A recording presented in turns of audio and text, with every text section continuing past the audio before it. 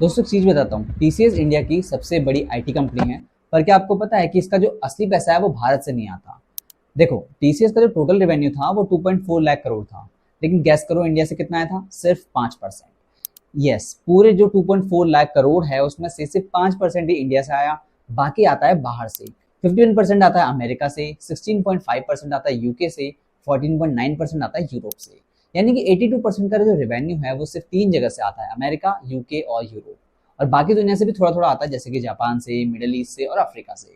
तो सिर्फ टीसीएस ही नहीं बल्कि इन्फोसिस भी वही कर रही है। इन्फोसिस ने लास्ट ईयर कमाया था 1.2 लाख करोड़, जिसमें से 60% आया था यूएस से, 28% यूरोप से और भारत से सिर्फ 2.5%।